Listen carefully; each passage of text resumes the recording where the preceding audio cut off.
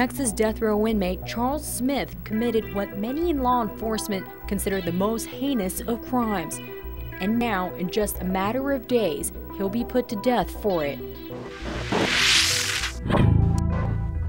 August of 1988, Smith and his cousin Carol escaped from a Kansas prison.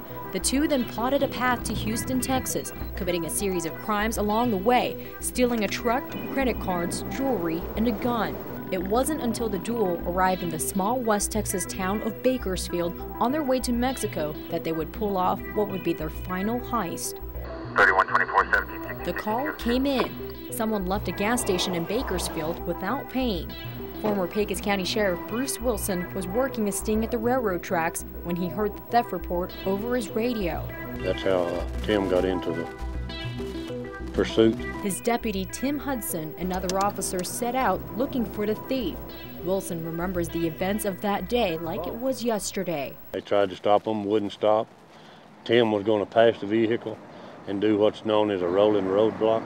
A 30-mile pursuit down Interstate 10 suddenly came to a deadly end. And whenever he went by them, they shot him through the side of the car. Hudson died instantly.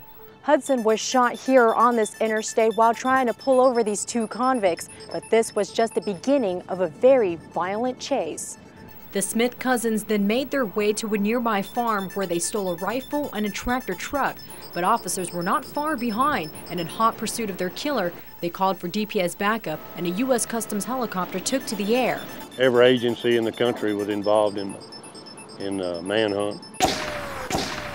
The pursuit ends in a raging gun battle. The fugitives are captured when their bullet-riddled truck veers off the road. After we were informed that these guys were caught during the night, I had the pleasure of going to tell my mother that her husband of 44 years was killed 9 months before he retired.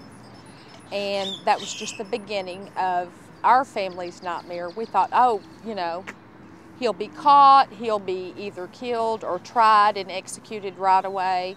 And that's not at all what happens in Texas. A nightmare for Tim Hudson's family that started over $22.50 in stolen gas. We couldn't believe that anyone that was as good a person as my dad was could lose his life for gasoline.